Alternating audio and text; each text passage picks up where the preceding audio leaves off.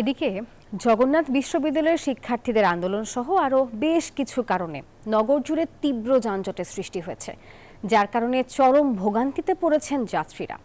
গুলিস্তান, কাকরাইল আর শাহবাগ কেন্দ্রিক আন্দোলনের এই প্রভাব পড়েছে পুরো শহরে। পরিস্থিতি এতটাই জটিল যে কোনো কোনো পয়েন্টে অসহায় দেখা গেছে ট্রাফিক পুলিশকে।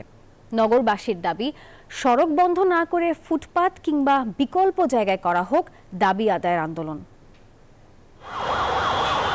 সপ্তাহের শেষ কর্মদিবসে রাজধানী জুড়ে কর্মচাঞ্চল্য থাকলেও সড়ক জুড়ে ছিল স্থবিরতা। কোনো কোনো সড়কে যানজট এত বেশি ছিল যে ঘন্টার পর ঘন্টা ভোগান্তি পোহাতে হয়েছে যাত্রীদের। 3 দফা দাবিতে কাকরাইল মোড়ে সড়ক অবরোধ করে জগন্নাথ বিশ্ববিদ্যালয়ের শিক্ষার্থীরা। গুলিস্তানে বিএনপি নেতা ইশরাক হোসেনের সমর্থকদের বিক্ষোভ। ছাত্রদলের কর্মী শাহরিয়ার আলম সাম্য হত্যার প্রতিবাদে উত্তাল ঢাকা বিশ্ববিদ্যালয় এলাকা। এর বাইরে সপ্তাহের শেষ কর্মদিবস, আবার কোথাও কোথাও গড়িগড়ি বৃষ্টি। সব মিলিয়ে অসহনীয় যানজটের কবলে নগরবাসী। দাবি আদায়ের জন্য বারবার রাজপথকে বেছে নেয় আন্দোলনকারীরা। এর ফলে সৃষ্ট যানজটে ভোগান্তিতে পড়তে হয় জনসাধারণকে। একদিকে আন্দোলনের ন্যায্যতা, অন্যদিকে জনদুর্ভোগ। এই দুয়ে মিলে মানুষের মাঝে রয়েছে মিশ্র প্রতিক্রিয়া। রাস্তাঘাট বন্ধ করে আসলে তো ন্যায্য দাবি আদায় করা যায় না, এটা প্রসেসিংয়ের মাধ্যমে আগানো উচিত। রাস্তায় প্রচণ্ড জ্যামের কারণে মানুষ খুবই একটা দুর্ভোগের মধ্যে পড়তেছে। সাধারণ মানুষের দাবি, প্রধান সড়ক বন্ধ না করে দাবি আদায় হোক অন্য কোনো স্থানে, অন্য কোনো মাধ্যমে। আপনার রাস্তায় দাঁড়িয়ে যৌক্তিক দাবি আপনার করেন, কিন্তু জনগণের ভোগান্তি আপনি করবেন না।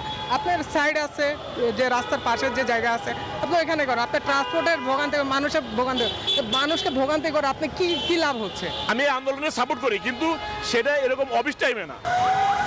বান্ডেল থাকলে প্রতি সেনমানিতে টাকা বাঁচবে। বিকাশ সেনমানি বান্ডেল কিনে জিতুন প্রতি লেনদেনে। এদিকে পরিস্থিতি সামাল দিতে ট্রাফিক পুলিশ বিকল্প পথে যানবাহন চালানোর নির্দেশ দিলেও কার্যত কোনো সুফল পাওয়া যায়নি। বৃহস্পতিবার এমনি অন্যান্য দিনের তুলনায় গাড়ির চাপটা একটু বেশি থাকে, আর সেক্ষেত্রে যদি আন্দোলন হয় শাহবাগ, ইন্টারকন্টিনেন্টাল, তারপর হচ্ছে কাকরাইল, মৎস্য ভবন, এই জায়গাগুলো যখন ব্লকেট হয়ে যায় স্বাভাবিকভাবে চাপটা এখানে পড়ে যায়। এই গাড়িগুলো আপনার কাকরাইল, মৎস্য ভবনের দিকে যায়, শাহবাগের দিকে আমরা ডাইভারশন দিয়ে দিই মগবাজারের দিকে। আর অনেক ড্রাইভার আছে আপনার সেই গাড়িগুলো যেতেও চায় না, সেক্ষেত্রে আমরা সিগন্যাল ধরে রাখি।